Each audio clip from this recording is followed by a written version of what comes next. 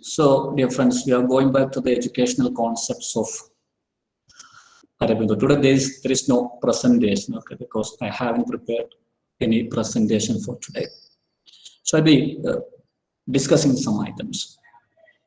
So we talked about his concepts, and we talked about his concept of starting the education even before birth. And mothers should be bothered about the intellectual development of the children even before the birth. And second one, we started his concept of integral education. And integral education, according to Aurobindo, education should be different parts or different aspects of education should be there. Physical education, vital education, mental education, then psychic and spiritual education. And we have made some detailed look at the physical education, the concept of physical education. Now we can look at the concept of vital education. So you might have heard this term. Vital means sometimes we tell that a teacher has got some vital role, or vital or vital role. That means important role or more significant. And another meaning of this word vital is life force or energetic nature. I have read one article written by a particular person on the integral education of Aurobindo. And in that article, she tells that vital education is the education given for the life force. And this life force is represented by our emotions, feelings, and such things. And Aurobindo believes that this is the most important education, this vital education.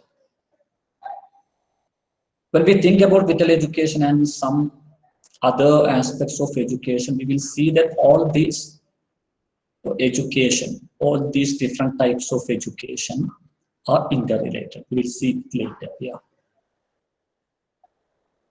So here, when talking about this vital education, first he mentions two ideas which are spread all over the world. And he tells that these ideas are spread especially in the West. And the first one is, the first idea is that the main aim of our life is to be happy.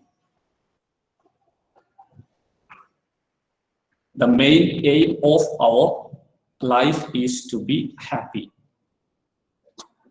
And the second idea is each and every person is born with some particular character which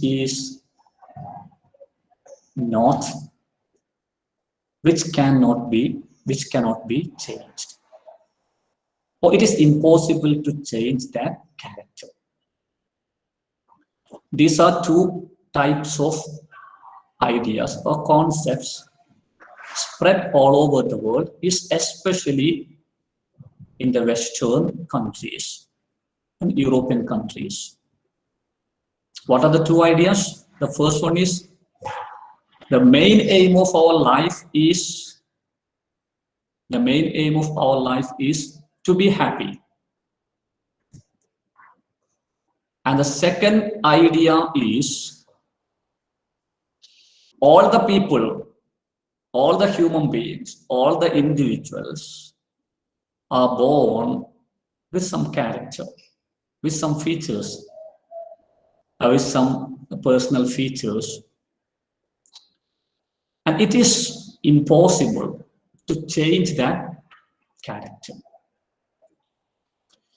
And he elaborates this one. He just approaches the first one. The main aim of life is to be happy. And he tells that if you tell so, each and every person will be working for personal happiness, because it is known that the main aim of life is to be happy. So each and everyone will be living one's own life at any cost. So you can see a sort of egoism there, because my aim is to live a happy life, to become happy. So my concentration will be on what? My happiness. I will be thinking about my life. I'll be thinking only about my life, because I have to make my life happy. For that purpose, I will do anything. So it creates a sort of egoism. And this aggressive egoism, he has used such a term. Aurobindo has used such a term. This aggressive egoism will create some disappointment, some tragedy, or some conflict, some misery, some losses. And ultimately, it ends in catastrophe. Catastrophe is the struggling in our life. And the second one, and he feels that in a world where we are living now, the aim of life should not be individual happiness. It should not be individual happiness, but it should be for awakening an individual to the truth consciousness. Aurobindo പറയുന്നത് ഞാൻ ഇടയ്ക്ക് മലയാളം കൂടി ഉപയോഗിക്കാം, because this is something highly philosophical. അദ്ദേഹം പറയുന്നത് വിദ്യാഭ്യാസത്തിന്റെ ഏറ്റവും പ്രധാനപ്പെട്ട ഭാഗം എന്ന് പറയുന്നത് വിറ്റൽ എഡ്യൂക്കേഷൻ. ഈ വിറ്റൽ എന്ന വാക്കിന്റെ ഒരു അർത്ഥം സാധാരണ നമ്മൾ വിറ്റൽ റോൾ, വൈറ്റൽ റോൾ എന്നൊക്കെ പറയാറുണ്ട്. അതിന്റെ അർത്ഥം ഏറ്റവും പ്രധാനപ്പെട്ടത് എന്ന് നമ്മൾ സാധാരണ കേൾക്കാറുണ്ട്. അതിന് മറ്റൊരു അർത്ഥമുള്ളത് നമ്മുടെ ലൈഫ് എനർജി, ലൈഫ് ഫോഴ്സ്, നമ്മുടെ ജീവിതോർജം, നമ്മുടെ ജീവിതത്തെ നയിക്കുന്ന ഒരു ഡൈനാമിക് ആയിട്ടുള്ള ഒരു ഊർജം. അത് നമ്മൾ പ്രകടിപ്പിക്കുന്നത് നമ്മുടെ വികാരങ്ങളിലൂടെയും അതുപോലെ തന്നെ നമ്മുടെ ചില പ്രത്യേകമായിട്ടുള്ള വൈകാരിക പ്രകടനങ്ങളിലൂടെയാണ്. ഈ ഒരു വിറ്റൽ എഡ്യൂക്കേഷനിലേക്ക് കടക്കുന്നതിന് മുമ്പ് അദ്ദേഹം പറയുന്നത് ലോകത്ത് പ്രചരിച്ചിട്ടുള്ള രണ്ട് തരം കാഴ്ചപ്പാടുകളെ കുറിച്ചാണ്. പ്രത്യേകിച്ച് യൂറോപ്പിൽ, പടിഞ്ഞാറിൽ പ്രചരിച്ചിട്ടുള്ള രണ്ട് തരം കാഴ്ചപ്പാടുകളാണ്. ഒന്ന്, ജീവിതത്തിന്റെ പ്രധാന ലക്ഷ്യം എന്ന് പറയുന്നത് എന്താണ്? സന്തോഷവാനായിരിക്കുക എന്നതാണ്. രണ്ടാമത്തെ ഒരു ഐഡിയ, രണ്ടാമത്തെ ഒരു ആശയം, ഓരോരുത്തരും ജനിച്ചു വീഴുന്നത് ചില പ്രത്യേകമായ സ്വഭാവ സവിശേഷതകളുമായിട്ടാണ്. അത് മാറ്റിയെടുക്കുക എന്ന് പറയുന്നത് അസാധ്യമാണ് എന്നൊരു കാഴ്ചപ്പാട്.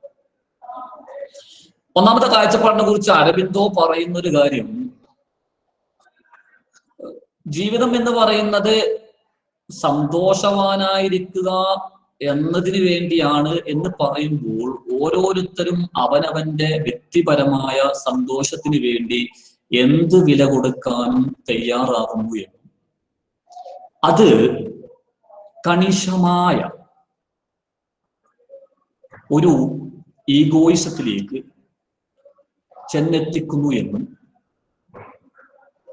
അതിന്റെ ഒരു അനന്തരഫലമായി പലപ്പോഴും, കാരണം നമ്മുടെ സന്തോഷത്തിന് വേണ്ടി നമ്മൾ എന്ത് വില കൊടുക്കാനും തയ്യാറാകുമ്പോൾ മറ്റുള്ളവരുടെ സന്തോഷത്തെ ഹനിക്കാൻ പോലും നമ്മൾ തയ്യാറാകും. അപ്പൊ സ്വാഭാവികമായും അവിടെ കോൺഫ്ലിക്റ്റ് ഉണ്ടാവും. നമ്മുടെ സന്തോഷവും മറ്റൊരാളുടെ സന്തോഷവും തമ്മിലുള്ള കോൺഫ്ലിക്റ്റ് ഉണ്ടാവും. അവിടെ ഒരു തർക്കം ഉണ്ടാവും, അവിടെ പ്രശ്നങ്ങൾ വരും. ആ പ്രശ്നങ്ങൾ പിന്നീട് നമുക്ക് നിരാശ ഉണ്ടാക്കും, നമുക്ക് നമ്മുടെ ജീവിതത്തിൽ പലതരത്തിലുള്ള ട്രാജഡികൾ ഉണ്ടാക്കും. അത് അന്തിമമായി നമ്മുടെ ജീവിതത്തെ പ്രതിസന്ധിയിലേക്ക് എത്തിക്കും. നമ്മൾ നിരാശരായി മാറും.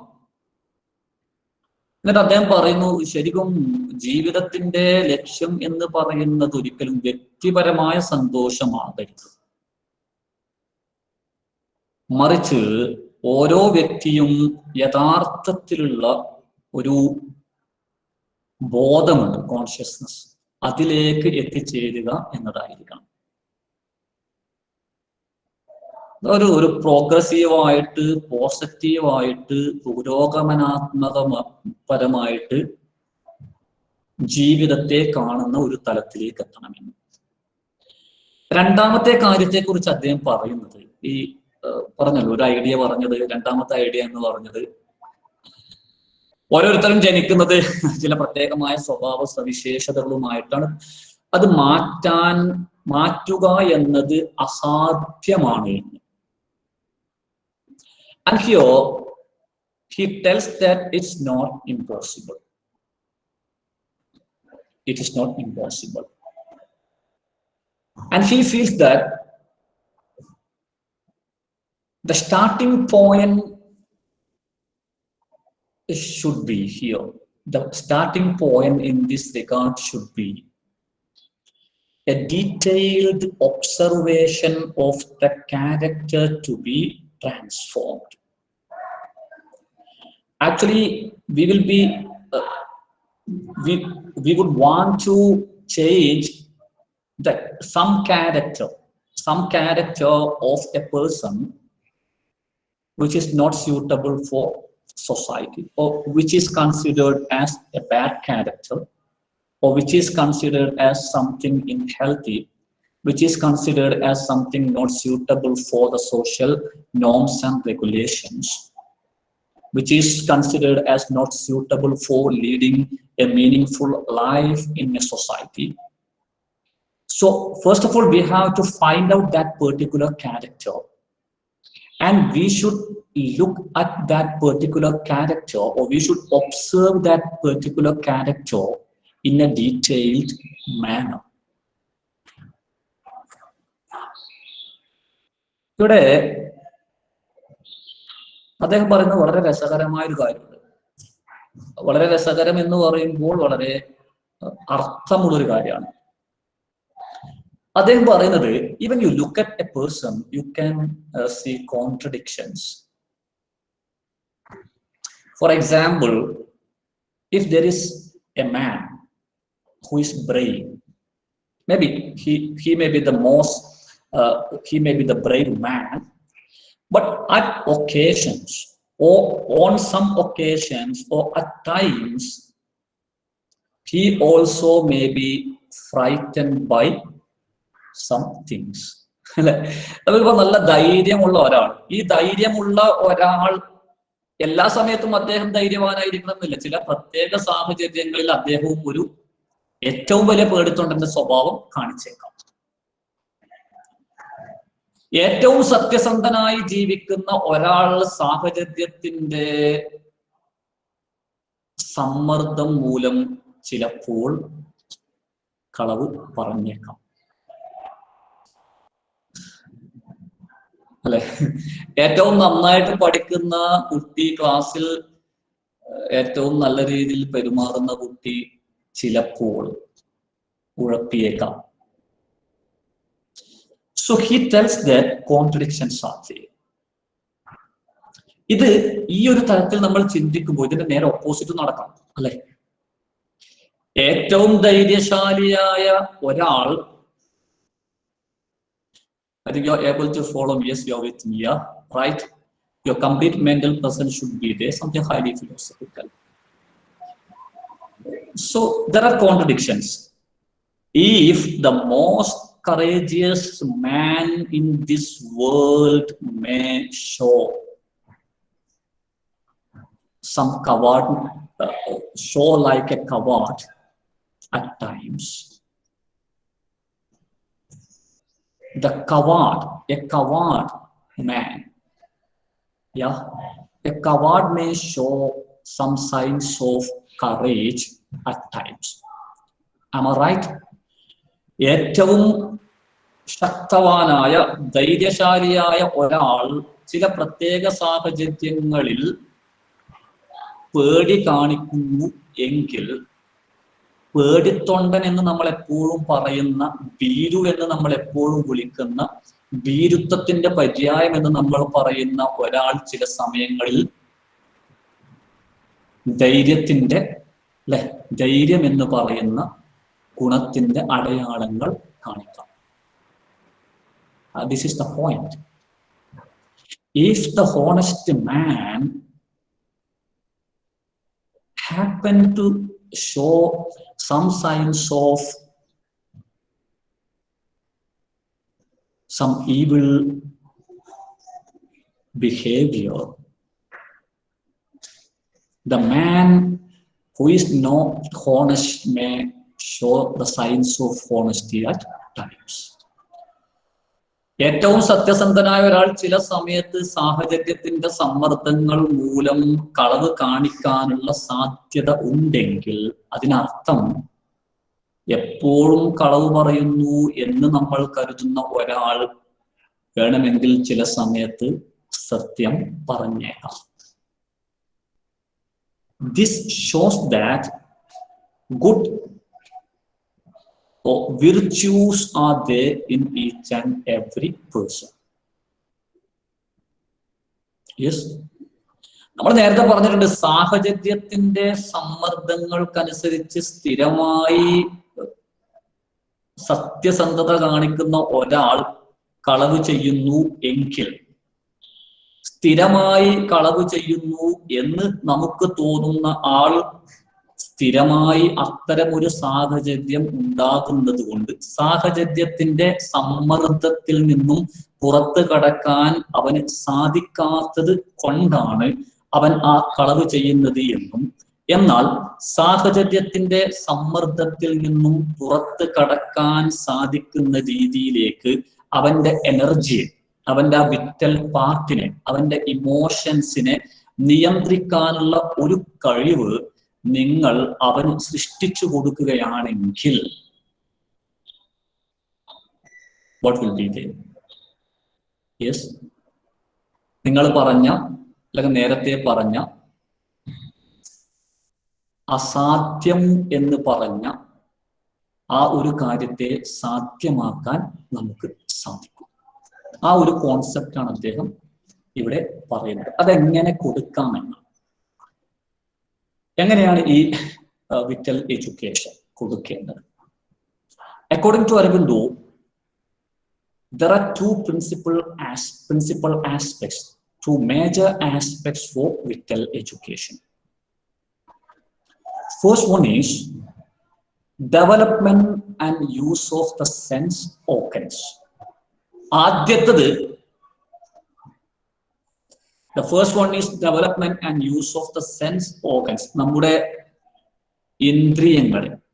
ഇന്ദ്രിയങ്ങളെ വളർത്തിയെടുക്കുകയും ശരിയായ രീതിയിൽ ഉപയോഗിക്കുകയും ചെയ്യുക എന്നതാണ്. And the second part is, the second aspect is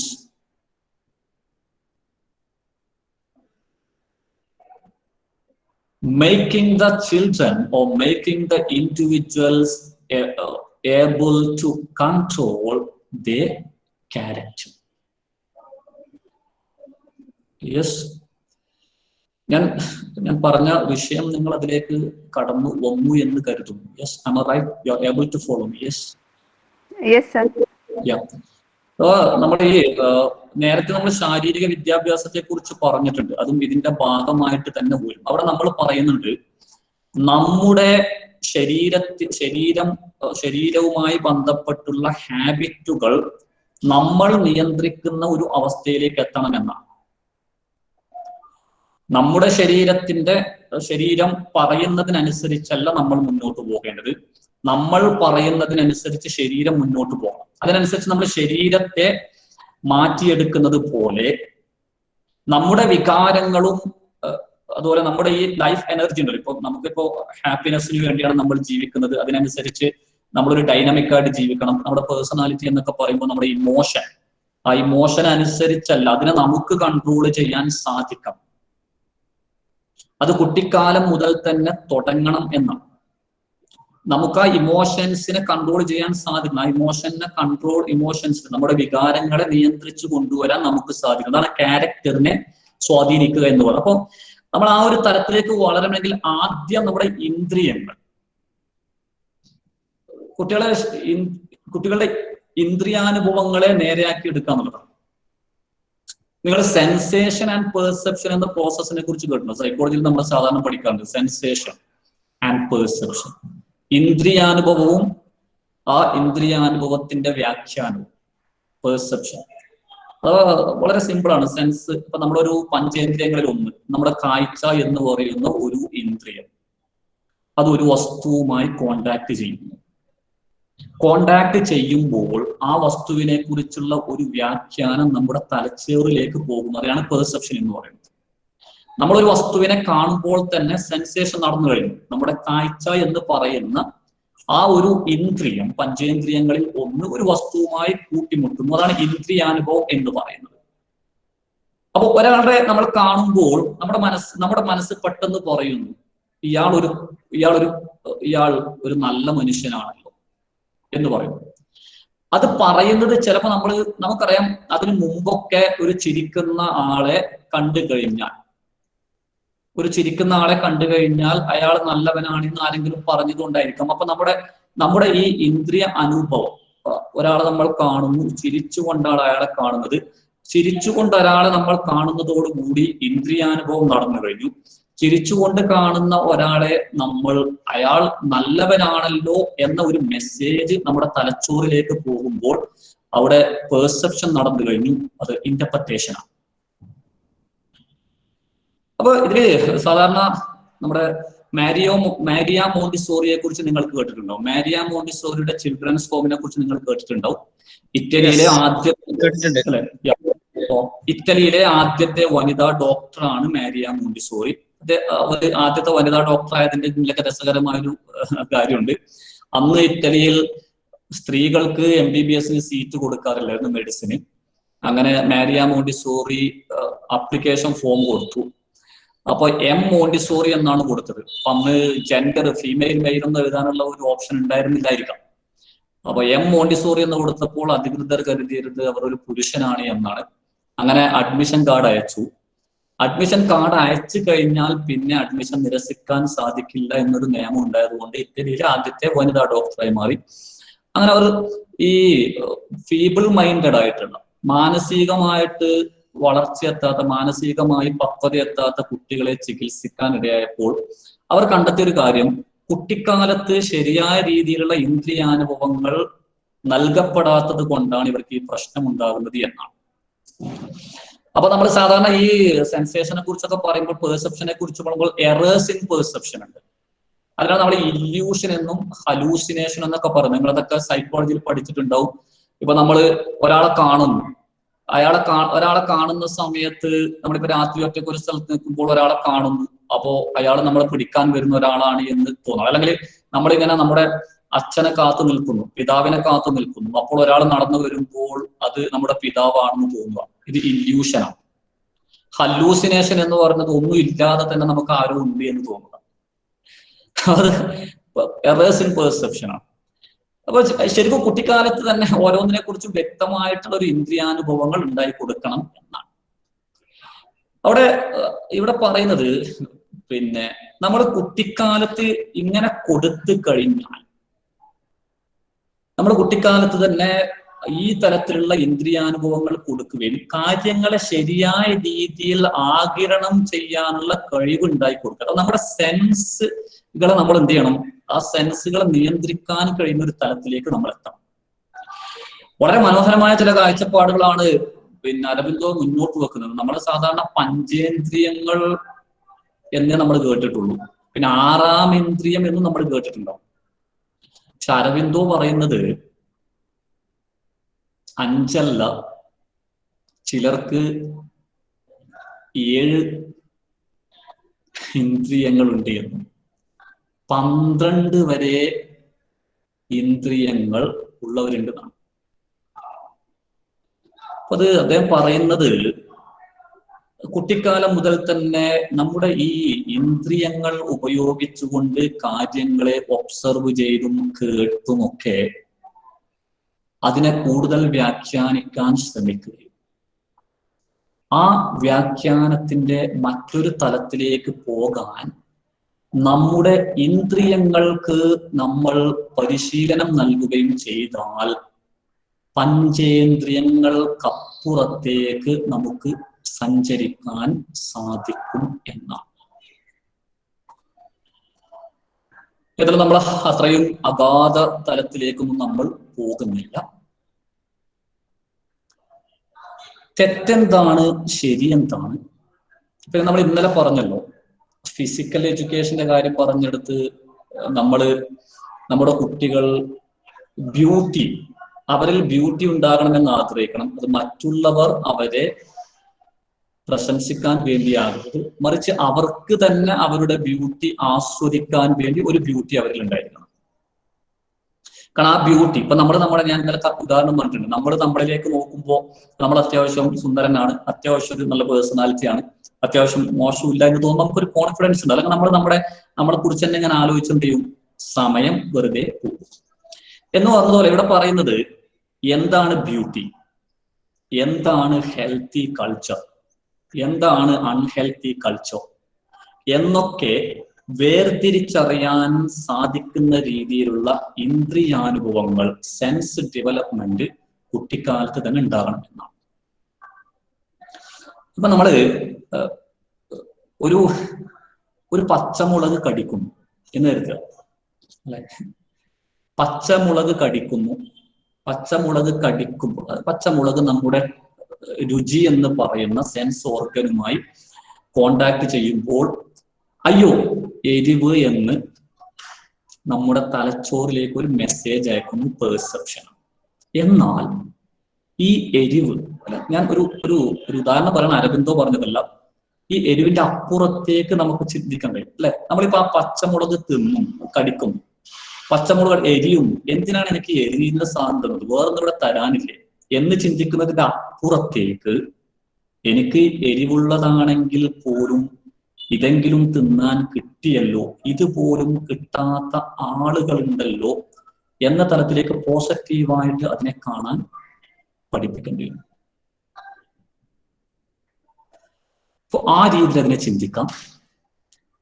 പിന്നെ ജീവിതത്തിൽ എന്താണ് സന്തോഷം, ജീവിതത്തിൽ എന്താണ് എസ്തെറ്റിക് സെൻസ്, എന്താണ് ബ്യൂട്ടി, ഏത് തരത്തിലുള്ള ഫിസിക്കൽ ആക്ടിവിറ്റീസ് നമ്മൾ തിരഞ്ഞെടുക്കണം എന്ന് പോലും ചിന്തിക്കുന്ന തരത്തിലേക്ക് ഈ സെൻസ് ഡെവലപ്മെന്റ് ഉപയോഗപ്പെടുത്തണം എന്നാണ് അദ്ദേഹം പറയുന്നത്. അപ്പൊ ആ ഒരു തലത്തിലേക്ക് നമ്മൾ അവരെ എന്ത് ചെയ്യണം, വളർത്തിയെടുക്കണം. ആ സെൻസ് ഡെവലപ്മെന്റ് ആണ് ആദ്യത്തെ കാര്യം. രണ്ടാമത്തത് തൻ്റെ ചിന്തകളെ നിയന്ത്രിക്കാനുള്ള കഴിവ് ഉണ്ടാക്കാനുള്ളതാണ്. ഇത് നമ്മുടെ മൂന്നാമത്തെ ഈ ഇന്റഗ്രൽ എഡ്യൂക്കേഷനുമായിട്ട് ബന്ധപ്പെട്ട മൂന്നാമത്തെ കാര്യമാണ്. വിറ്റൽ എഡ്യൂക്കേഷനും കഴിഞ്ഞ് പിന്നെ വരുന്നത് മെന്റൽ എഡ്യൂക്കേഷനാണ്. അതിനോട് ചേർന്ന് നിൽക്കുന്ന ഒരു സാധനം തന്നെയാണ്.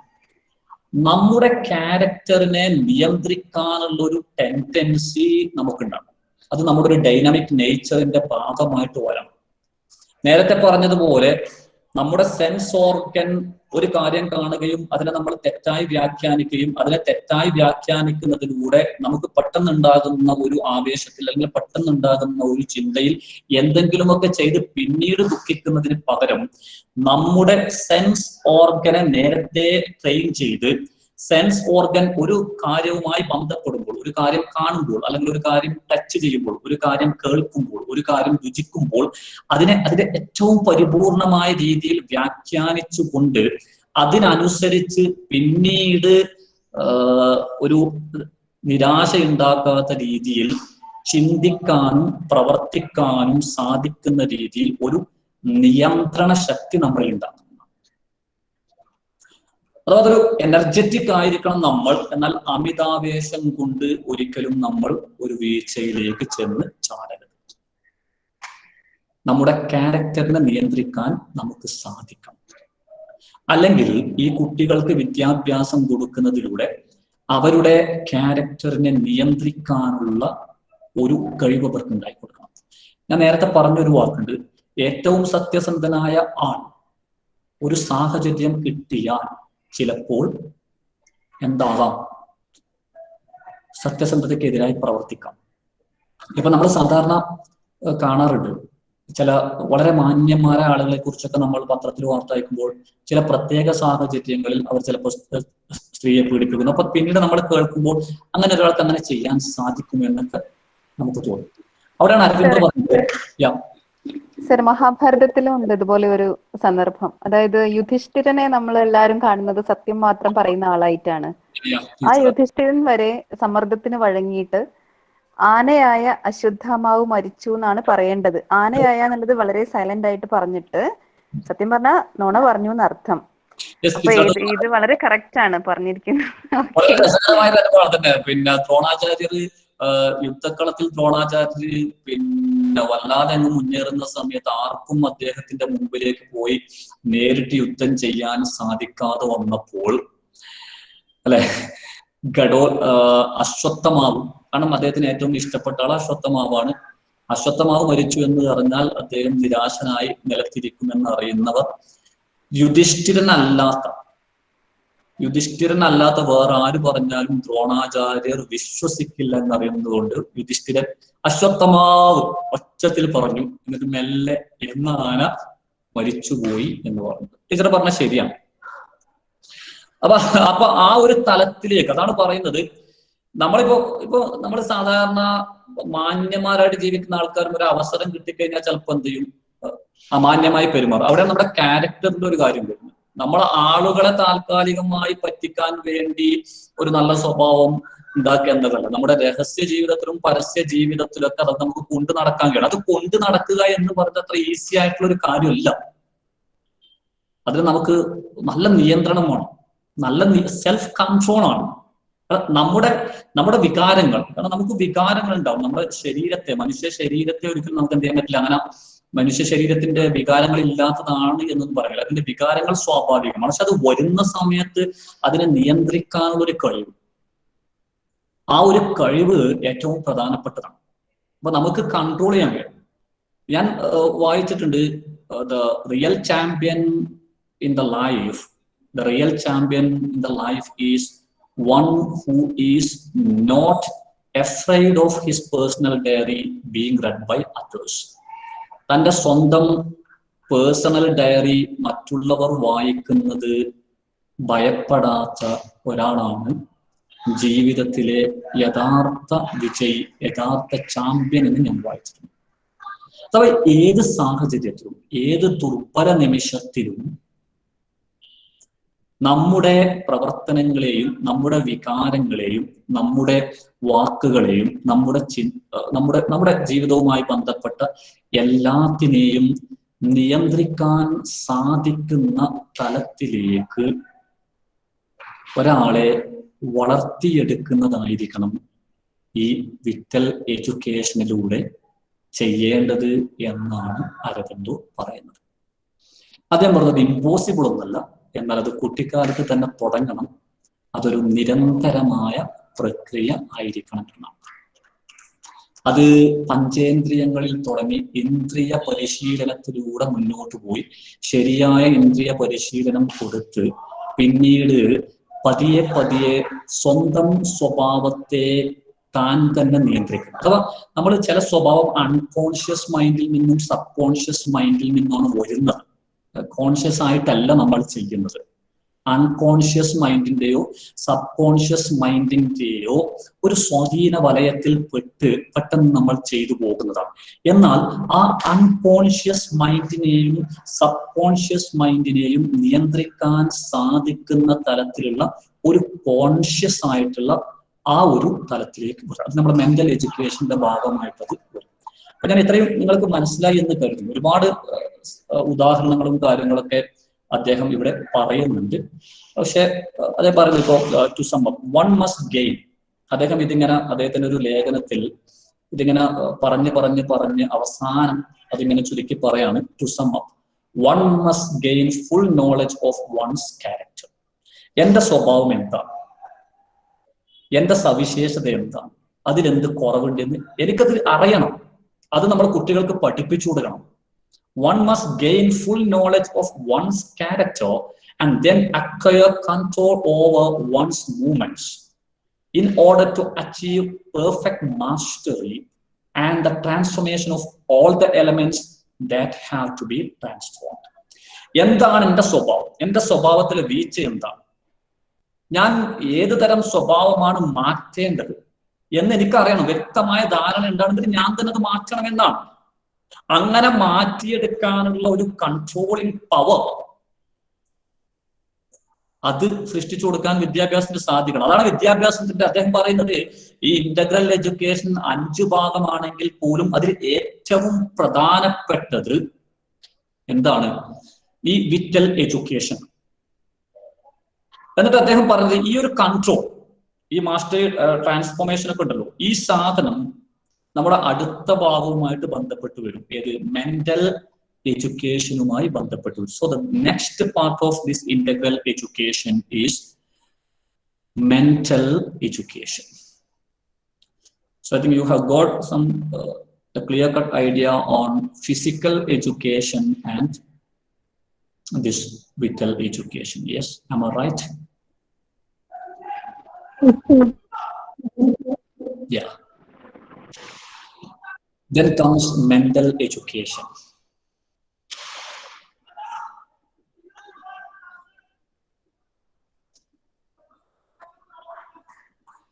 ഇതില് പറയുന്നത് നമ്മൾ സാധാരണ സ്കൂളിൽ കുട്ടികളെ കൊണ്ടുപോയി ചേർത്ത് കഴിഞ്ഞാൽ സ്കൂൾ കാലഘട്ടം മുഴുവൻ ഭയങ്കര മെന്റൽ എഡ്യൂക്കേഷൻ ആണ് കൊടുക്കുന്നത്, ഇന്റലക്ച്വൽ ഡെവലപ്മെന്റ് ആണ് നടക്കുന്നത് എന്നൊക്കെ പറയുന്നുണ്ട്. എന്നാൽ അദ്ദേഹം പറയുന്നത് അത് ശരിക്കും നടക്കുന്നില്ല എന്നാണ്. കാരണം നമ്മള് ഇങ്ങനെ ബൈഹാർട്ട്, അവരെ കൂടി ഇങ്ങനെ ബൈഹാർട്ട് ചെയ്യിക്കുന്നു, റോട്ട് മെമ്മറൈസേഷൻ ഉപയോഗിക്കുന്നു എന്നല്ലാതെ വേറൊന്നും സ്കൂളിൽ നടക്കുന്നില്ല എന്നാണ്. റോട്ട് മെമ്മറൈസേഷൻ നടക്കുന്നു എന്നല്ലാതെ വേറൊന്നും സ്കൂളിൽ നടക്കുന്നില്ല എന്നാണ്.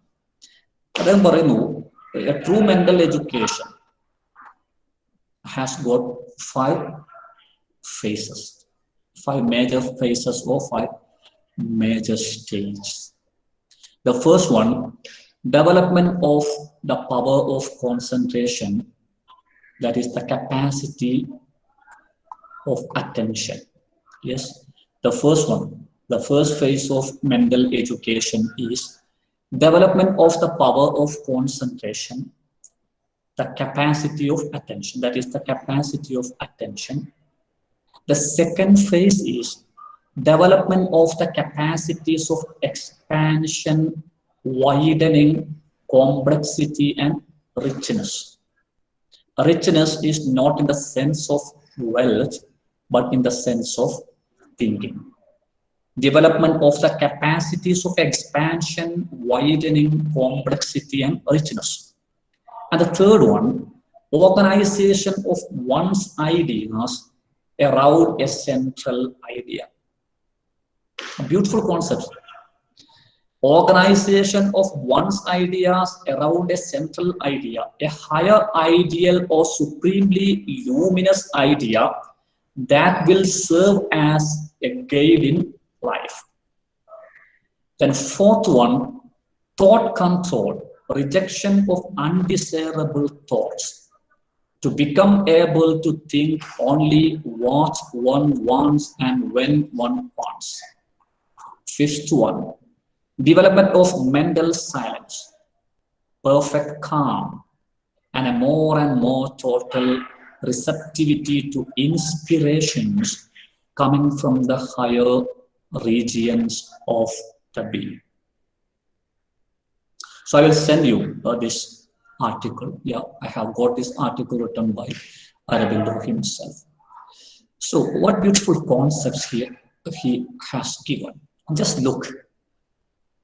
ഈ ഭൗതിക വിദ്യാഭ്യാസം, മെന്റൽ എഡ്യൂക്കേഷൻ, മനസ്സിന് നമ്മൾ കൊടുക്കുന്ന വിദ്യാഭ്യാസത്തിന് 5 സ്റ്റേജുകൾ ഉണ്ടെന്നാണ്. ആദ്യത്തെ സ്റ്റേജ്, ആദ്യത്തെ ഫേസ് എന്ന് പറയുന്നത്, ആദ്യം ചെയ്യേണ്ടത് ഏകാഗ്രത സൃഷ്ടിക്കേണ്ടതാണ്. ഏകാഗ്രത, കോൺസെൻട്രേഷൻ, അഥവാ ഒരു കാര്യത്തിൽ കുറെ സമയം ശ്രദ്ധിച്ചിരിക്കാനുള്ള കപ്പാസിറ്റി ഉണ്ടായിക്കോട്ടെ. നമ്മൾ സാധാരണ കാണുന്നതാണ്, ഈ സൈക്കോളജി തന്നെ പറഞ്ഞൊരു 20 മിനിറ്റ് ഒക്കെ കഴിഞ്ഞ് കഴിഞ്ഞാൽ ആളുകളുടെ കോൺസെൻട്രേഷൻ പോകുമെന്നൊക്കെ. കാരണം ഹ്യൂമൻ മൈൻഡിന് ഈ അറബിയിൽ പറയുന്ന വാക്ക് കൊൽബി എന്നാണ്. കൊൽബി എന്ന് പറഞ്ഞാൽ മാറിക്കൊണ്ടിരിക്കുന്നത് എന്നാണ്. നമ്മുടെ മനസ്സിനെ നമുക്ക് ഒരു സ്ഥലത്തും എന്ത് ചെയ്യാൻ പറ്റില്ല, പിടിച്ചു നിർത്താൻ പറ്റില്ല.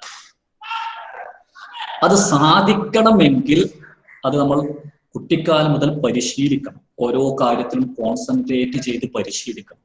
ഇക്കാലത്ത് കുട്ടികൾക്ക് തീരെ കോൺസെൻട്രേഷൻ ഉണ്ടായില്ല. കാരണം TV ഉള്ള സ്ഥലങ്ങളിലാണെങ്കിൽ, കേബിൾ TV ആണെങ്കിൽ ഒരു 10, 250, 300 ചാനൽ ഉണ്ടാവും.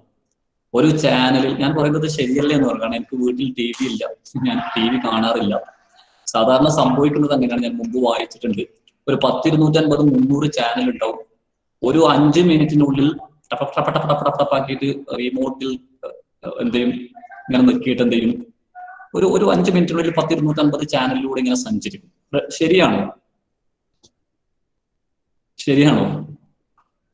അങ്ങനെ സാധാരണ ചെയ്യാറുണ്ടോ ആരെങ്കിലും വീട്ടിലൊക്കെ?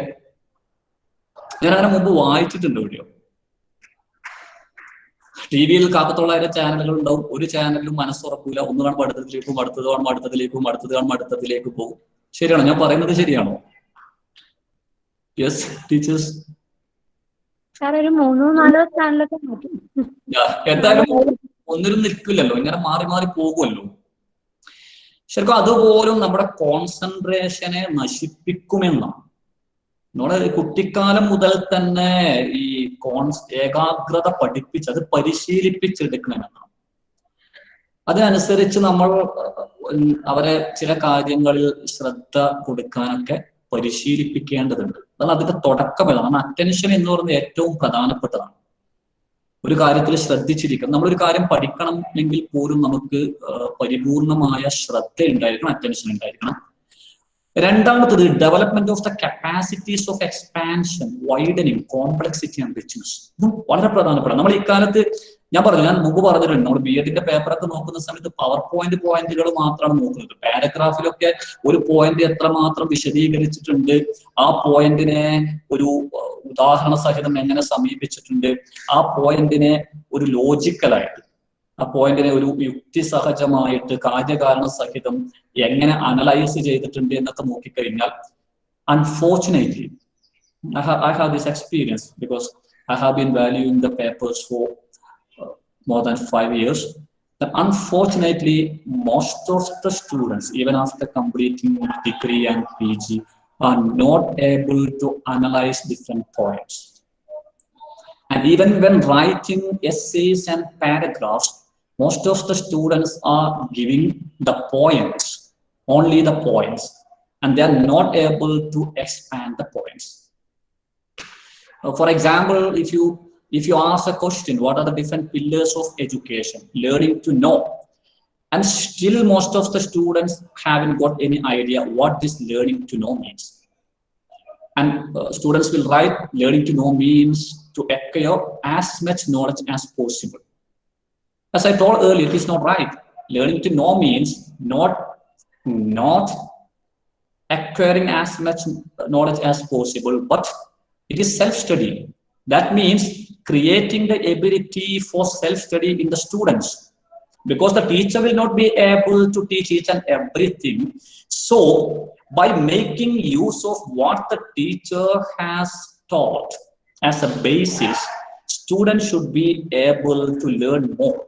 And this explanation should be given for such a question, but most of the students are not able to give this explanation because we are not creating any capacity of expansion, widening, complexity, and richness. So students should be given opportunities for elaborating the points, expanding the points. Then they should be widening, or they should go in a wider area, to a wider area. Not only what is taught inside the classroom by the teacher, but students should go beyond that. So this capacity should be created according to Aurobindo. It is the second stage.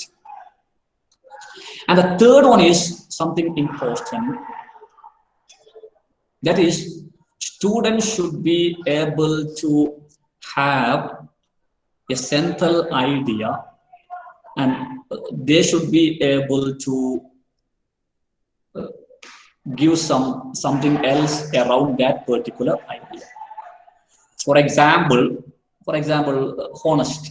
Yeah, students should accept as honesty as a central idea. Then they will expand that central idea.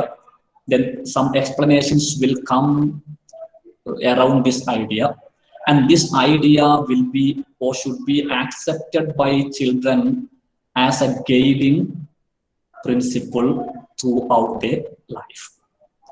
അഥവാ ഒരു central idea, ഒരു main idea, ഒരു പ്രധാനപ്പെട്ട ആശയം, ഒരു ആദർശം, ആ ആദർശത്തിന്റെ ചുറ്റും പല കാര്യങ്ങളും വിശദീകരിച്ചിട്ടും ഉദാഹരണങ്ങളൊക്കെ പറഞ്ഞിട്ടും, എന്നാൽ ആ ആദർശം എന്നതിന്റെ അതിലേക്ക് കേന്ദ്രീകരിക്കുന്ന രീതിയിൽ കാര്യങ്ങളെ വിശദീകരിക്കാൻ കഴിയണം. അസത്യസന്ധത എന്ന് പറഞ്ഞ ഒരു ആശയം. പിൽക്കാലത്ത് ഈ സത്യസന്ധത എന്ന് പറയുന്ന ഒരു ആശയം അവരുടെ ജീവിതത്തെ മുന്നോട്ട് കൊണ്ടുപോകാൻ രീതിയിൽ അതൊരു മേജർ ഐഡിയ ആയി അവരുടെ മനസ്സിൽ എന്ത് ചെയ്യണം, കിടക്കണം. Then comes thought control. ഇത് വളരെ പ്രധാനപ്പെട്ട കാര്യമാണ്. നമ്മൾ ചിലപ്പോൾ ചില കാര്യങ്ങൾ ചിന്തിക്കണ്ട എന്ന് കരുതിയാലും ചിന്തിക്കൂലേ?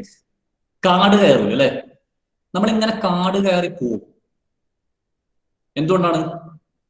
അത് മെറ്റാകോഗ്നിഷൻ എന്ന് പറയുന്ന ഒരു തലത്തിലേക്ക് നമ്മൾ എത്താത്തതുകൊണ്ടാണ്. നിങ്ങൾ സൈക്കോളജിയിൽ ഇപ്പം BEdന്റെ സെക്കൻഡ് സെമസ്റ്റർ സൈക്കോളജിയിൽ മെറ്റാകോഗ്നിഷൻ എന്ന് പറയുന്ന സാധനം, തിങ്കിങ് അബൌട്ട് തിങ്കിങ്. ഞാൻ എന്ത് ചിന്തിക്കണം, ഞാൻ എന്ത് ചിന്തിക്കരുത് എന്ന് ചിന്തിക്കാൻ കഴിയും. അതാണ് മെറ്റാകോഗ്നിഷൻ. ഞാൻ എന്താണ് ഇങ്ങനെ ചിന്തിക്കുന്നത്, ഞാൻ ഇങ്ങനെ ചിന്തിക്കാൻ പാടുള്ളൂ, ഇങ്ങനെ ചിന്തിക്കാൻ പാടില്ലല്ലോ, ഈ ചിന്ത ഇങ്ങനെയല്ലേ പോകേണ്ടത്, അങ്ങനെ ചിന്തിക്കരുത്, ഇങ്ങനെയല്ലേ ചിന്തിക്കേണ്ടത്, എന്റെ ചിന്തയെ ഞാൻ തന്നെ കൺട്രോൾ ചെയ്യേണ്ടത് എന്ന രീതിയിൽ നമ്മുടെ ചിന്തകളെ കുറിച്ച് ചിന്തിക്കുന്ന പ്രോസസ്സാണ് മെറ്റാകോഗ്നിഷൻ. ആ മെറ്റാകോഗ്നിഷനെ കുറിച്ചാണ് ഇവിടെ അരബിന്ദോ തോട്ട് കൺട്രോൾ എന്ന് പറയുന്നത്. Rejection of undesirable thoughts. നമുക്ക് ആഗ്രഹമില്ലാത്തതിനെ നമുക്ക് നിയന്ത്രിക്കാൻ കഴിയണം. നമ്മൾ ചിന്തിക്കാൻ ആഗ്രഹിക്കാത്ത ഒരു കാര്യത്തിൽ നമ്മൾ പിന്നെന്തിനാ നമ്മളത് ചിന്തിക്കുന്നത്? ചിന്തിക്കുക എന്ന് പറയുന്നത് വേസ്റ്റ് ആണ്. So thought control, rejection of undesirable thoughts. നമ്മൾ ആഗ്രഹിക്കാത്ത ഒരു ചിന്തയിലേക്ക് പോകുന്നു എന്ന് തോന്നുമ്പോൾ സ്റ്റോപ്പ് ഇറ്റ് എന്ന് പറയാനുള്ള കെൽപ്പ് നമുക്കുണ്ടാകും. അതിനുള്ള കപ്പാസിറ്റി നമ്മുടെ മൈൻഡിനുണ്ടാകും. ആ തരത്തിലുള്ള ഒരു മെന്റൽ എഡ്യൂക്കേഷൻ ആണ് കുട്ടികൾക്ക് കൊടുക്കേണ്ടത്. And to become able to think only what one wants and when one wants. എപ്പോഴാണ് ഒരു കാര്യം ചിന്തിക്കാൻ നമ്മൾ ആഗ്രഹിക്കുന്നത് അപ്പോൾ മാത്രം ആ കാര്യം ചിന്തിക്കാൻ നമുക്ക് സാധിക്കുന്ന തരത്തിലേക്ക്, ചിന്ത കാട് കയറാത്ത തരത്തിലേക്ക് നമ്മുടെ മൈൻഡിനെ വളർത്തിയെടുക്കുക എന്നത് ഈ ഒരു മെന്റൽ എഡ്യൂക്കേഷന്റെ ഭൗതിക വിദ്യാഭ്യാസത്തിന്റെ ഭാഗമാണ് എന്ന് പറയുന്നത്. അപ്പൊ ആദ്യം നമ്മൾ പറഞ്ഞു ടീച്ചർ. സർ, ഇവിടെയാണ് നമ്മൾ ഡ്രഗ്സ് എഡ്യൂക്കേഷൻ ഒക്കെ കൊടുക്കുന്നുണ്ടല്ലോ കുട്ടികൾക്ക്, അവിടെയാണ് ഈ പോയിന്റ് കൃത്യമായിട്ട് വരുന്നത്. അതായത് സാധാരണ ഈ ഡ്രഗ്സ് ഒക്കെ യൂസ് ചെയ്യുക, അല്ലെങ്കിൽ ഇപ്പൊ മദ്യം കഴിക്കുക, പുകവലിക്കുക എന്നൊക്കെ പറയുന്ന ശീലം കുട്ടികളിൽ ഉണ്ടാവുന്നത് കൂട്ടുകാർ ചേർന്നിട്ട് ചെയ്തിട്ട് എല്ലാവരും നിർബന്ധിക്കുമ്പോൾ എന്തുകൊണ്ട് ഒരു കുട്ടിക്ക് വേണ്ട എന്ന് ഉറച്ചു പറയാൻ പറ്റുന്നില്ല. അവിടെയാണ് അവന്റെ മെന്റൽ ഈ പറഞ്ഞിരിക്കുന്ന എഡ്യൂക്കേഷന്റെ പ്രസക്തി വരുന്നത്. ഇതുമായിട്ടൊക്കെ ചേർന്നാണ് ശരിക്കും പറഞ്ഞാൽ ഡ്രഗ്സ് എഡ്യൂക്കേഷന്റെ ക്ലാസ്സുകളൊക്കെ കൊടുക്കേണ്ടത്. അല്ലെ നമ്മൾ വെറുതെ ഈ ഡ്രഗ്സ് ഉപയോഗിച്ചുകൊണ്ടുള്ള പ്രശ്നങ്ങൾ പഠിപ്പിക്കുന്നതിന് പകരം അവനിൽ ഈ ഒരു കഴിവ് വളർത്തിയെടുക്കുകയാണ് കറക്റ്റ് ആയിട്ട് വേണ്ടത്. അപ്പൊ അവന് തന്നെ ഡിസൈഡ് ചെയ്യാം ഞാൻ എന്തായിരിക്കണം എന്നുള്ളത്, അല്ലേ? ടീച്ചറെ, ഇതിന്റെ ഏറ്റവും പ്രധാനപ്പെട്ട ഇന്നലെ അമീർ സാർ പറഞ്ഞൊരു പോയിന്റ് അതുപോലെ തന്നെ ഞാൻ മുമ്പൊരിക്കൽ സൂചിപ്പിച്ചിരുന്നു. മാത്രമല്ല ഇവിടെ അരവിന്ദോ കഴിഞ്ഞ ദിവസം പറഞ്ഞ ഒരു കാര്യമുണ്ട്. ഇപ്പൊ ഫിസിക്കൽ എഡ്യൂക്കേഷൻ തുടങ്ങേണ്ടത് 1ാമത്തെ ദിവസം മുതലാണ് എന്ന് പറഞ്ഞതുപോലെ വിറ്റൽ എഡ്യൂക്കേഷനും അതുപോലെ തന്നെ മെന്റൽ എഡ്യൂക്കേഷൻ ഒക്കെ തുടങ്ങേണ്ടതിനെ കുറിച്ച് പറയുന്നുണ്ട്. അപ്പൊ അതില് ശരിക്കും നമ്മൾ ആധുനിക സൈക്കോളജിയും സയൻസും കാര്യങ്ങളൊക്കെ നമ്മൾ അതാണ് വലുത് എന്നൊക്കെ പറയുമെങ്കിലും ആധുനിക സൈക്കോളജി പറയുന്ന പല കാര്യങ്ങൾ പോലും നമ്മൾ സാധാരണ നമ്മുടെ ജീവിതത്തിൽ സ്വീകരിക്കാറില്ല. ഞാൻ ചിലപ്പോൾ ചില സ്ഥലങ്ങളൊക്കെ ഈ മുമ്പൊക്കെ പ്രസംഗിക്കാൻ പോയാലൊക്കെ പറയാറുണ്ട്. കാരണം നമ്മൾ ചെയ്യുന്നതൊക്കെ നമ്മൾ സയൻസിന്റെ ആളുകളാണ്, ആധുനിക സൈക്കോളജിയുടെ ആൾക്കാരാണെന്നൊക്കെ പറയുന്നെങ്കിലും നമ്മൾ അതൊന്നും ജീവിതത്തിൽ പകർത്തുന്നില്ല. ഇപ്പൊ ഉദാഹരണമായിട്ട് പറഞ്ഞു, ഇപ്പൊ ടീച്ചർ ഈ പറഞ്ഞൊരു കാര്യം ശരി, ഇങ്ങനെ വരുന്നത് അവരുടെ അൺകോൺഷ്യസ് മൈൻഡും സബ് കോൺഷ്യസ് മൈൻഡുമാണ് അവരെ നിയന്ത്രിക്കുന്നത്. സാധാരണ ഈ അബ്നോർമൽ ആയിട്ടുള്ള കാര്യങ്ങൾ മുഴുവൻ സബ് കോൺഷ്യസ് മൈൻഡിന്റെയും അൺകോൺഷ്യസ് മൈൻഡിന്റെയും. ഞാനൊരു ഉദാഹരണം പറഞ്ഞു. എനിക്കിപ്പോ ഉറുളി എന്ന് പറഞ്ഞ ഒരു സാധനത്തെ പേടിയാണ്. അതിനെനിക്ക് പേടിയാണ്. അങ്ങനെ കുട്ടിക്കാലത്ത് ആരും എന്റെ മുമ്പിൽ അയ്യോ ഉറുളി എന്ന് പറഞ്ഞപ്പോൾ ഞാൻ എന്ത് ചെയ്തു? പേടിച്ചു. അതെന്റെ അൺകോൺഷ്യസ് മൈൻഡിൽ കിടക്കണം. എനിക്കറിയാം ഈ സാധനം ചെറിയ സാധനമാണ് എന്ന് പറഞ്ഞു അറിയുമെങ്കിലും എന്റെ സബ് കോൺഷ്യസ് മൈൻഡിനെ നിയന്ത്രിക്കാൻ എനിക്ക് സാധിക്കുന്നില്ല. ഇതുപോലെ ട്രാൻസാക്ഷണൽ അനാലിസിസിനെ കുറിച്ച് ഞാൻ മുമ്പ് പറഞ്ഞു. 7 വയസ്സാകുമ്പോഴേക്കും ഒരു കുട്ടി സ്വന്തം സ്ക്രിപ്റ്റ് എഴുതുമെന്നാണ്, ജീവിത തിരക്കഥ എഴുതുമെന്നാണ്. അപ്പൊ ഇവിടെ പ്രശ്നം വരുന്നത് അവന്റെ കൂട്ടുകാർ നിർബന്ധിക്കുന്നത് കൊണ്ട് മാത്രമല്ല. അതിൽ ഈ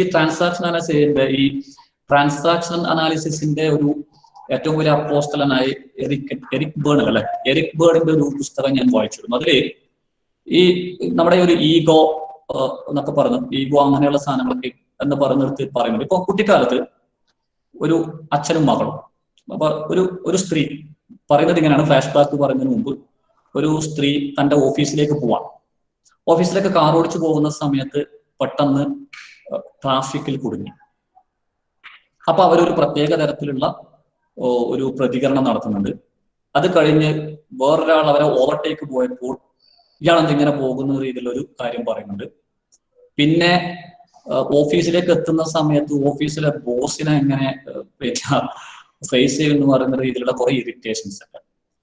എറിക് ബേൺ ഇതിന് പറയുന്നത് കുട്ടിക്കാലത്ത് തന്റെ അച്ഛന്റെ കൂടെ ഈ സ്ത്രീ ഒരു കുട്ടിയായിരിക്കുന്ന സമയത്ത് യാത്ര ചെയ്യുമ്പോൾ ഇതുപോലെ അച്ഛൻ കാർ ഓടിക്കുന്നു. അച്ഛൻ അന്ന് കാണിച്ച ആ പെരുമാറ്റ രീതികളാണ് അവർ കാണിക്കുന്നത് എന്നാണ്. അഥവാ 7 വയസ്സ് ആകുമ്പോഴേക്കും ലൈഫ് സ്ക്രിപ്റ്റ് എഴുതുന്നു എന്ന് പറഞ്ഞാൽ 7 വയസ്സിന് മുമ്പ് നമ്മൾ മിക്കവാറും ഈ സിനിമയും സീരിയലുകളൊക്കെ കാണുന്ന സമയത്ത് കുട്ടികളും അച്ഛനമ്മമാർക്കും ഒന്നിച്ചായിരുന്നു കാണുന്നത്. അപ്പൊ അവിടെ സ്മോക്കിംഗ് കാണുന്നു, അവിടെ പലതരത്തിലുള്ള കാര്യങ്ങൾ കാണുന്നു. അവരെ സംബന്ധിച്ചിടത്തോളം നമ്മൾ കരുതുന്ന ഒരു കൊച്ചു കുട്ടികളാണ്, അവർക്കൊന്നും അറിയില്ല എന്നാണ്. അവർ കണ്ടോട്ടെ, ഇപ്പോൾ കണ്ടാൽ എന്താണ് പ്രശ്നം എന്നാണ് നമ്മൾ തീരുമാനിക്കുന്നതെങ്കിൽ പോലും അവരുടെ അൺകോൺഷ്യസ് മൈൻഡിലോ സബ് കോൺഷ്യസ് മൈൻഡിലോ ഇതാണ് ജീവിതം എന്ന് അവർ എഴുതി കഴിഞ്ഞു. അതാണ് ഞാൻ കഴിഞ്ഞൊരു ദിവസം പറഞ്ഞത്. നമ്മൾ ഈ 10, 15, 16 വയസ്സുള്ള ആൾക്കാരെയൊക്കെ കൂട്ടിക്കൊണ്ടുവന്നിട്ടുണ്ടെങ്കിൽ പോലീസ് ക്ലാസ് എടുക്കും. നിങ്ങൾ ട്രാഫിക് നിയമം തെറ്റിക്കരുത്, അങ്ങനെ ആക്കണം ഇങ്ങനെ ആക്കണം എന്നൊക്കെ പറയും. പക്ഷെ അത് പറഞ്ഞിട്ട് കാര്യമില്ല. അത് നമ്മൾ പറയുന്നത് അവരുടെ കോൺഷ്യസ് മൈൻഡിനോടാണ്. കാരണം കോൺഷ്യസ് മൈൻഡിന് നമ്മൾ കുട്ടിക്കാലത്ത് ഒരു തരത്തിലുള്ള പരിശീലനം കൊടുത്തിട്ടില്ല. അവരുടെ അൺകോൺഷ്യസ് മൈൻഡിൽ അല്ലെങ്കിൽ സബ് കോൺഷ്യസ് മൈൻഡിൽ കിടക്കുന്നത് അവർ കുട്ടിക്കാലത്ത് കണ്ട സിനിമയിൽ ട്രാഫിക് പോലീസിന്റെ തലക്ക് മുകളിലൂടെ ബൈക്ക് ബുള്ളറ്റ് കൊടുത്ത് പറക്കുന്ന ആരെയാണ്? നായകനെയാണ്. അതാണ് അവിടെ പ്രശ്നം ടീച്ചർ. അപ്പൊ ടീച്ചർ പറഞ്ഞത് ശരിയാണ്. നമ്മൾ പറഞ്ഞത് അവരുടെ അത് കുട്ടിക്കാലം മുതൽ തന്നെ അവരുടെ സെൻസുകളെ വളർത്തിയെടുത്ത് ശരിയായ രീതിയിൽ വളർത്തിയെടുത്ത് ശരിയായ രീതിയിലുള്ള ഫിസിക്കൽ എഡ്യൂക്കേഷൻ കൊടുത്ത് കുട്ടിക്കാലം മുതൽ ഞാൻ എന്ത് ചെയ്യണം എന്ത് ചെയ്യരുത് എന്റെ അൺകോൺഷ്യസ് മൈൻഡിനെ പോലും നിയന്ത്രിക്കാനുള്ള ഒരു കപ്പാസിറ്റി എനിക്ക് ഉണ്ടെങ്കിൽ മാത്രമേ അതിൽ നിന്ന് മാറി നിൽക്കാൻ പറ്റും. ഇപ്പൊ ടീച്ചർ പറഞ്ഞതുപോലെ പിന്നെ നമ്മൾ അവരെ കൂട്ടിക്കൊണ്ടുവന്നിട്ട് അവരോട് അങ്ങനെ ചെയ്യരുത് ഇങ്ങനെ ചെയ്യരുത് എന്ന് പറഞ്ഞിട്ട് കാര്യമില്ല. കുട്ടിക്കാലം മുതൽ തന്നെ ശരിയെന്ത് തെറ്റെന്ത്, ശരിയല്ലെങ്കിൽ ഞാൻ അതിലേക്ക് പോകരുത്, നീ അതിലേക്ക് പോകരുത്, നിന്റെ മനസ്സ് അതിലേക്ക് നിന്നെ നയിക്കുമ്പോൾ അത് ശരിയല്ല എന്ന് ആ മനസ്സിന്റെ ആ ഭാഗത്തോട് പറയാനുള്ള ഒരു കപ്പാസിറ്റി, അതാണ് അരബിന്ദോ ഉദ്ദേശിക്കുന്നത്. I think you got the point. Yes. Yes, teacher. Yes, Yes. sir. Okay, thank you. Then comes അഞ്ചാമത്തെ stage development of mental silence ആണ്. Perfect calm and more total receptivity. നമ്മുടെ മൈൻഡിനെ നമ്മൾ ഒരു ശാന്തമായ അവസ്ഥയിലേക്ക് കൊണ്ടെത്തിക്കണം എന്നാണ്. ഇവിടെ ഇത് ഭയങ്കര ഹൈലി ഫിലോസഫിക്കൽ ആണ്. എങ്ങനെയാണ് ഇതിനെ വിശദീകരിക്കാൻ പോലും എനിക്ക് അറിയില്ല. കാരണം ഇവിടെ പറഞ്ഞത് total receptivity to inspirations coming from the higher regions of the being.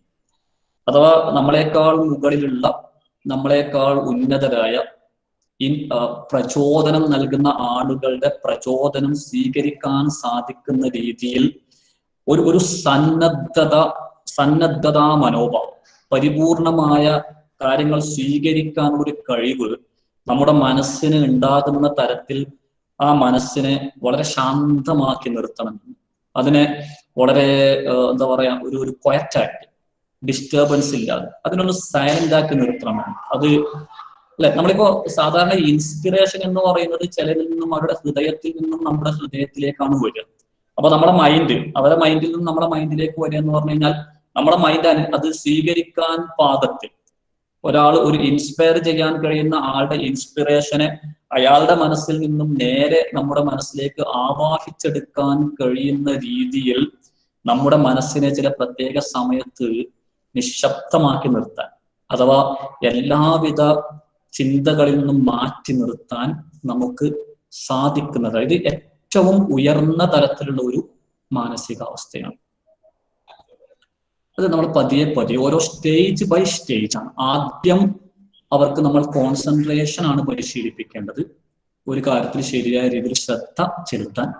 പിന്നെ നമ്മൾ പഠിക്കുന്നതും കേൾക്കുന്നതും വായിക്കുന്നതും ഒക്കെ പോയിന്റുകൾ എക്സ്പാൻഡ് ചെയ്യുക, വിശദീകരിക്കുക, അതിന്റെ കുറച്ചുകൂടെ ഉയർന്ന തലത്തിലേക്ക് ചിന്തിക്കുക, അതിന്റെ കുറച്ചുകൂടെ കോംപ്ലക്സ് ആയിട്ടുള്ള, കുറച്ചുകൂടെ സങ്കീർണമായ കാര്യങ്ങൾ ചിന്തിക്കുക, അങ്ങനെയുള്ള ഒരു പരിശീലനം. അത് കഴിഞ്ഞാൽ ഒരു ഐഡിയ, ഒരു പ്രധാന ഐഡിയ ആയിട്ട് നമ്മൾ ആശയമായിട്ട് എടുത്തിട്ട് അതിന്റെ ചുറ്റുഭാഗത്തുമായി അതുമായി ബന്ധപ്പെട്ട കാര്യങ്ങളെ ക്രമീകരിക്കാനുള്ള കഴിവ്. അതുവഴി നമ്മൾ ആ സ്വീകരിക്കുന്ന മേജർ ഐഡിയ, ആ പ്രധാനപ്പെട്ട ആശയത്തെ പിന്നീട് നമ്മുടെ ജീവിതത്തെ നയിക്കാൻ സാധിക്കുന്ന ഒരു ആശയമായി, ഒരു ആദർശമായി നമുക്ക് സ്വീകരിക്കാൻ സാധിക്കുന്ന തരത്തിലേക്ക് മനസ്സിനെ വളർത്തിയെടുക്കുക. അതും കഴിഞ്ഞിട്ടാണ് നമ്മൾ എന്ത് ചിന്തിക്കണം, എപ്പോൾ ചിന്തിക്കണം, എന്ത് ചിന്തിക്കരുത്, ചിലത് എപ്പോൾ ചിന്തിക്കാം, എപ്പോൾ ചിന്തിക്കരുത് എന്നൊക്കെ നമ്മുടെ ചിന്തയെ നിയന്ത്രിക്കാനുള്ള ഒരു കപ്പാസിറ്റി ഉണ്ടായി കൊടുക്കുക. അതും കഴിഞ്ഞാലാണ് ആവശ്യമുള്ള സമയത്ത് നമ്മുടെ മനസ്സിനെ പരിപൂർണമായി നിശബ്ദമാക്കി നിർത്തി നമ്മളെക്കാൾ വലിയ ഉന്നതമായ പ്രചോദനം നൽകാൻ സാധിക്കുന്ന, ഇൻസ്പിറേഷൻ നൽകാൻ സാധിക്കുന്ന, ഈ ഇൻസ്പിറേഷൻ എന്ന് പറയുന്നത് ചിലപ്പോ പ്രവാചകന്മാരാകാം, അല്ലെങ്കിൽ ദൈവത്തിൽ നിന്നുള്ള കാര്യങ്ങളാകാം, ഇൻറ്റ്യൂട്ടീവ് നോളജ് ഒക്കെ ഉണ്ട്, അങ്ങനെയുള്ള അന്തർജ്ഞാനമാകാം. ആ രീതിയിൽ ഇതിന്റെ പിറകെ വരുന്ന സൈക്കിക് ആൻഡ് സ്പിരിച്വൽ എഡ്യൂക്കേഷൻ എന്ന് പറയുന്നൊരു ഭാഗം, അത് ആ സൈക്കിക് ആൻഡ് സ്പിരിച്വൽ എഡ്യൂക്കേഷൻ സ്വീകരിക്കാൻ സാധിക്കുന്ന തലത്തിലേക്ക് നമ്മൾ പോകേണ്ടതുണ്ട്. അതാണ് ഈ മെന്റൽ എഡ്യൂക്കേഷനിൽ പറയുന്നത്. സോ ഇപ്പോ 6:08 എനിക്ക് തോന്നുന്നത് അടുത്ത ദിവസം സൈക്കിക്കും സ്പിരിച്വലും ചർച്ച ചെയ്ത് പിന്നെ ഒരു ടീച്ചർ എന്തൊക്കെ ആയിരിക്കണം എന്നൊക്കെ പറയുന്ന കുറച്ച് ഭാഗങ്ങൾ കൂടി അരബിന്ദോ മുന്നോട്ട് വെച്ചിട്ടുണ്ട്.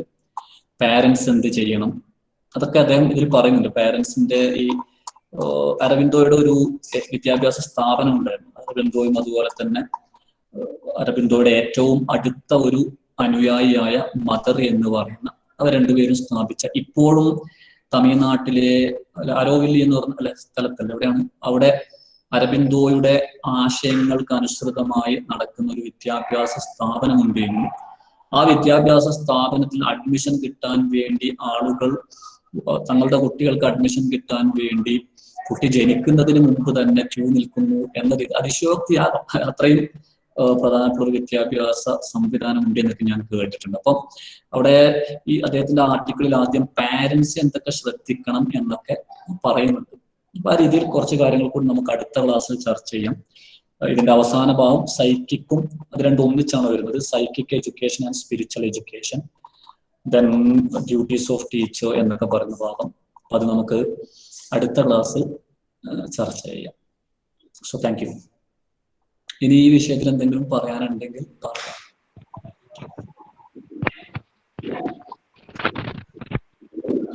Hello sir. Hello, highly philosophical ആണ്, നമുക്കെല്ലാം കുറച്ച് ബുദ്ധിമുട്ടുണ്ട് മനസ്സിലാക്കാൻ. ഞാൻ അതുകൊണ്ടാണ് കുറച്ച് ഇത് പിന്നെ ഇംഗ്ലീഷ് മാത്രം ഉപയോഗിക്കുന്നതിന് കുറച്ച് മലയാളം, കാരണം അത് എന്താ പറയാ നമ്മള് എന്തുകൊണ്ടാ പ്രശ്നം. ഞാൻ സാധാരണ നമ്മുടെ കുട്ടികളോട് പറയാറുണ്ട്, നമ്മള് എന്റെ സ്റ്റുഡൻസിനോട് ഞാൻ പറയാറുണ്ട്, സ്റ്റുഡൻസ് ഇപ്പോഴത്തെ കാലത്ത് അത് നമുക്കൊക്കെ ഉള്ളത് നമ്മുടെ ഈ പേഴ്സണാലിറ്റി ഡെവലപ്മെന്റ് ക്ലാസ്സുകളൊക്കെ കേട്ട് ഈ രസിക്കുന്ന ക്ലാസ്സുകൾ മാത്രം കേൾക്കുന്ന ഒരു തലത്തിലേക്ക് നമ്മൾ പോയിട്ടുണ്ട് ശരിക്കും. അതുകൊണ്ട് തന്നെ നമുക്ക് കുറച്ച് ഹൈലി ഞാനടക്കം ഞാനിത് വായിച്ചിട്ട് മനസ്സിലാക്കി എടുക്കാൻ വേണ്ടി കുറെ സമയം എടുത്തു. ഞാൻ ഇന്നലെയും ഇന്നൊക്കെ അടുത്ത് വായിച്ചുകൊണ്ടിരിക്കുകയാണ്. കാരണം പെട്ടെന്ന് മറ്റു വിഷയങ്ങൾ പറയുന്നത് പോലെയല്ല. നേരത്തെ എടുത്ത ക്ലാസ് ഒന്നും ഞാൻ പ്രിപ്പറേഷൻ ഇല്ലാതെയാണ് എടുത്തത്. പക്ഷെ ഈ ഒരു വിഷയം കുറെ വായിച്ചു. അതിലൊരു പ്രശ്നം എന്ന് പറഞ്ഞാൽ ഞാൻ കുട്ടികളോട് പറയാറുണ്ട്, നിങ്ങൾ വെറും രസിക്കുന്ന ക്ലാസ്സുകൾ മാത്രം ആസ്വദിക്കാൻ പഠിക്കരുത്, സീരിയസ് ആയിട്ടുള്ള ക്ലാസ്സുകളിൽ ഇരിക്കണം. എന്നിട്ട് ആ ക്ലാസ്സിൽ നിന്നും പറയുന്ന പോയിന്റുകൾ കേൾക്കുമ്പോൾ നമ്മൾ ഇതുവരെ കേൾക്കാത്തതാണല്ലോ, നല്ല രസം മനസ്സിനോട് പറയണത്. അങ്ങനെ ഞാൻ സാധാരണ പറയാറുണ്ട്. കാരണം നമ്മൾ ഈ ഒരു പേഴ്സണാലിറ്റി ഡെവലപ്മെന്റ് ക്ലാസ്സും കുറെ രസകരമായ കളിയും ചിരിയുമായിട്ടുള്ള അങ്ങനെ ഒരു ക്ലാസ്സിലേക്ക് പോയതുകൊണ്ട് ടീച്ചർ പറഞ്ഞിട്ടാണ്, ടീച്ചർക്ക് മാത്രമല്ല എനിക്കടക്കം ഇങ്ങനെ ഒരു ക്ലാസ്സിൽ ഇരിക്കണം പെട്ടെന്ന് എന്ത് ചെയ്യാൻ പറ്റില്ല, അബ്സോർബ് ചെയ്യാൻ പറ്റില്ല. കാരണം ആ തലത്തിലേക്ക് നമ്മുടെ ബുദ്ധിയെ നമ്മൾ ചുരുക്കിക്കളയും. നമ്മൾ ഈ പറഞ്ഞതുപോലെ ഇതിനെ വിശാലമായിട്ട് നമുക്ക് കാര്യങ്ങൾ ആഗിരണം ചെയ്യുന്ന രീതിയിലേക്ക് നമ്മുടെ മനസ്സിനെ വളർത്തിയെടുക്കാൻ ഒരു സാഹചര്യം കുട്ടിക്കാലത്ത് ഇപ്പോൾ ആർക്കും ലഭിക്കുന്നില്ല. കാരണം താൽക്കാലികമായി പരീക്ഷ പാസ്സാകാൻ വേണ്ടി എന്തെങ്കിലുമൊക്കെ പെട്ടെന്ന് ബൈഹാർട്ട് ചെയ്ത് പഠിക്കുക, അല്ലെങ്കിൽ കുറെ ആക്ടിവിറ്റീസ് എന്ന് പറഞ്ഞിട്ട് നമ്മൾ പലപ്പോഴും നമ്മൾ സ്കൂളിലൊക്കെ ഇപ്പോൾ നടത്തുന്ന ആക്ടിവിറ്റീസ് ഒക്കെ ശരിക്കും കുട്ടികളുടെ ഇന്റലക്ച്വൽ ഡെവലപ്മെന്റിനെ സഹായിക്കുന്ന ആക്ടിവിറ്റീസ് ഒന്നും അല്ല. കുറെ കളി തിരി തമാശ എന്ന രീതിയിലേക്ക് പോയി. അപ്പൊ അങ്ങനെ ആകുമ്പോൾ നമ്മുടെ മൈൻഡ് ചുരുങ്ങും. നമ്മുടെ ഭക്ഷണം കഴിക്കുന്ന പോലെ തന്നെയാണ്. അപ്പൊ നമ്മൾ കുറച്ച് ഭക്ഷണം മാത്രം കഴിച്ച് ശീലിച്ച ഒരാൾക്ക് വയറ് ചുരുങ്ങാറുണ്ട് സാധാരണ, പിന്നെ അധികം തിന്നാൻ സാധിക്കില്ല അല്ലെ. എന്ന് പറയുന്ന പോലെ കുറച്ച് മാത്രം ചിന്തിക്കുന്ന, വളരെ ലളിതമായ കാര്യങ്ങൾ മാത്രം ചിന്തിക്കുമ്പോൾ നമ്മുടെ മനസ്സെന്ത് ചെയ്യും, ചുരുങ്ങുമ്പോൾ കുറച്ചുകൂടെ ഹൈലി ഫിലോസഫിക്കൽ ആയിട്ടുള്ള കാര്യങ്ങൾ നമുക്ക് ആഗിരണം ചെയ്യാൻ പറ്റില്ല. അതുകൊണ്ടാണ് അരബിന്ദോയെ പോലെ എന്നുള്ള ഫിലോസഫേഴ്സ് ഇപ്പം വരുന്നില്ലല്ലോ. നമ്മൾ അത് ചിന്തിച്ചാൽ മതി. അരബിന്ദോ, സ്വാമി വിവേകാനന്ദൻ, രവീന്ദ്രനാഥ ടാഗോർ, ഇവരുടെ ജനുസിൽപ്പെട്ട അവസാനത്തെ ഒരു ഇന്ത്യൻ ചിന്തകൻ ജിത്തു കൃഷ്ണമൂർത്തിയാണ്. അതിനുശേഷം വേറെ ആ ഒരു തരത്തിലുള്ള വിദ്യാഭ്യാസ ചിന്തകന്മാരെ കുറിച്ച് നമുക്ക് അറിയില്ല. കാരണം അങ്ങനെ ആയി സമൂഹം.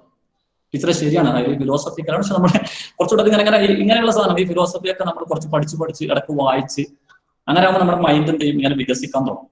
അപ്പൊ അങ്ങനെ ആകുമ്പോൾ നമുക്കത് മെല്ലെ ആഗിരണം ചെയ്യാൻ സാധിക്കും. ടീച്ചർ അല്ല, ഇപ്പൊ എക്സാമിനേഷൻ സിസ്റ്റം ഓപ്പൺ ബുക്ക് ആണെന്നല്ലേ പറയുന്നത്, ബൈ ഹാർട്ട് പഠിച്ചിട്ട് ഒരു കാര്യമില്ല എന്ന് ഇനിയിപ്പം വരുമല്ലോ അതെന്തായാലും.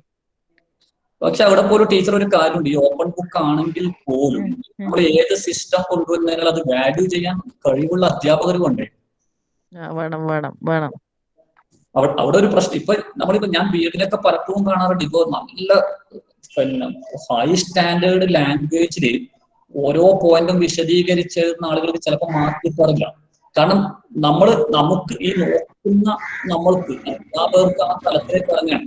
ശരിക്കും നമ്മളൊക്കെ ചെയ്യേണ്ട ഒരു കാര്യം പറയാം, നമ്മൾ അധ്യാപകരായി ഇനി നമ്മൾ എന്ത് ചെയ്യണമെന്ന് വെച്ചാൽ വിഷയങ്ങൾ പഠിക്കാനും അത് വിശദീകരിക്കാനും അതിന്റെ അഗാധ തലത്തിലേക്ക് ഇറങ്ങിച്ചെല്ലാനൊക്കെ നമ്മൾ സമയം കണ്ടെത്തണം.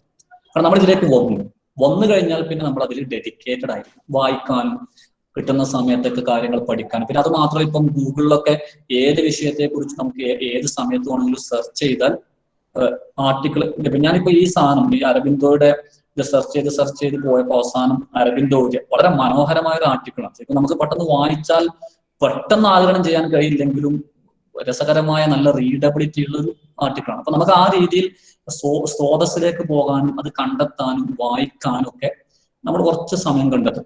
ബുദ്ധിമുട്ടാണ്, കാരണം നമ്മുടെ ജീവിതം അങ്ങനെയാണ്, നമുക്ക് നമ്മുടെ കുടുംബവും കാര്യങ്ങളും പ്രാരാബ്ദങ്ങളൊക്കെ ഉണ്ട്. അപ്പൊ അതിനിടയിൽ കുറച്ച് സമയം. പിന്നെ ഏറ്റവും പ്രധാനപ്പെട്ട ഒരു കാര്യം ടീച്ചറെ, നമ്മുടെ ആഗ്രഹമാണ്. നമുക്ക് ആഗ്രഹമുണ്ടെങ്കിൽ കുറഞ്ഞ സമയം കൊണ്ട് നമുക്ക് എന്തും നേടിയെടുക്കാൻ സാധിക്കും. അത് മനുഷ്യന്റെ മനസ്സിന്റെയും ഹൃദയത്തിന്റെയും ഒരു പ്രത്യേകതയാണ്. കാരണം ജവഹർലാൽ നെഹ്റു പറഞ്ഞിട്ടുള്ളത് human mind is an Enigma എന്നാണ്. മനുഷ്യന്റെ മനസ്സൊരു പ്രഹേളികയാണ് എന്നാണ്. നമ്മുടെ മനസ്സിന്റെ പവർ നമുക്ക് അറിയാത്തതുകൊണ്ടാണ്. നമ്മുടെ മനസ്സിന്റെ പവർ നമുക്ക് അറിയുമെങ്കിൽ അത്ഭുതങ്ങൾ സൃഷ്ടിക്കാൻ നമുക്ക് സാധിക്കും. അതാണ് സാന്റിയാഗോയോട് ആൽക്കമിസ്റ്റിലെ ആ രാജാവ് പറയുന്നത്, when you want to achieve something, the whole universe would conspire to help you to achieve that. നീ ഒരു കാര്യം നേടാൻ ആഗ്രഹിക്കുകയാണെങ്കിൽ, ആത്മാർത്ഥമായി ആഗ്രഹിക്കുകയാണെങ്കിൽ, ഈ പ്രപഞ്ചം മുഴുവൻ നിന്നെ സഹായിക്കാൻ വേണ്ടി ഗൂഢാലോചന നടത്തുന്നു. അപ്പൊ നമ്മുടെ മനസ്സിൽ കാര്യങ്ങളൊക്കെ പഠിക്കണം എന്നുള്ള ആഗ്രഹം ഉണ്ടെങ്കിൽ, നേരത്തെ അരബിന്ദോ പറഞ്ഞതുപോലെ, അങ്ങനെ ഒരു ആഗ്രഹം ഉണ്ടെങ്കിൽ കുറഞ്ഞ സമയം കൊണ്ട് നമുക്ക് എന്ത് ചെയ്യാൻ പറ്റും? പല കാര്യങ്ങളും നേടിയെടുക്കാൻ സാധിക്കും. ടീച്ചർ പറഞ്ഞത് വളരെ ശരിയാണ്. നമ്മളൊക്കെ ഞാൻ പലപ്പോഴും ചിന്തിക്കാറുണ്ട്, ചിലപ്പോ ഇപ്പൊ സ്റ്റാറ്റിസ്റ്റിക്സ് ഒക്കെ ഉണ്ടല്ലോ, ശരിക്കും നമ്മുടെ മൈൻഡിന് ഒരു പവർ കൊടുത്തിരുന്നെങ്കിൽ സ്റ്റാറ്റിസ്റ്റിക്സ് ഒക്കെ നമുക്ക് പഠിക്കാൻ കഴിയും. പക്ഷെ എനിക്ക് സ്റ്റാറ്റിസ്റ്റിക്സ് ക്ലാസ് എടുക്കുന്ന സമയത്ത് അതിലുള്ള കണക്കുകളൊന്നും ഇതുവരെ എനിക്ക് മനസ്സിലായിട്ടില്ല. ഞാൻ ഒന്നും ഇരിക്കണ്ട്, കാരണം അത് ആഗ്രഹം ചെയ്യാനുള്ള തലത്തിലൊരു പരിശീലനം ഞാൻ എൻ്റെ മനസ്സിന് എന്ത് ചെയ്തിട്ടില്ല, കൊടുത്തിട്ടില്ല. അത് കൊടുക്കണം. ഏത് വിഷയവും ആഗിരണം ചെയ്യാൻ കഴിയുന്ന രീതിയിലേക്ക് നമ്മുടെ മനസ്സിനെ നമ്മൾ എന്ത് ചെയ്യണം? വികസിപ്പിച്ചെടുക്കണം. ശരി ടീച്ചർ. Okay, thanks. അതന്നെ, സ്റ്റാറ്റിസ്റ്റിക്സ് പഠിക്കുമ്പോൾ നമുക്ക് പല സംശയങ്ങളും സ്വാഭാവികം വരുന്നത്. ഇത് ചോദിക്കുമ്പോൾ നമുക്ക് സംശയം വരുന്നില്ല. അതാ ചെറുപ്പത്തിലേ നമ്മൾ ആ മനസ്സ് അതിനെ പാകപ്പെടുത്തിയല്ലോ, ആ ഒരു ഇത് പഠിച്ച് അതാണ്. Okay sir, okay. Thank you very much. അങ്ങനെയാണെങ്കിൽ അടുത്ത ദിവസം കാണാം. Okay, thank you, Hatip sir. Yes.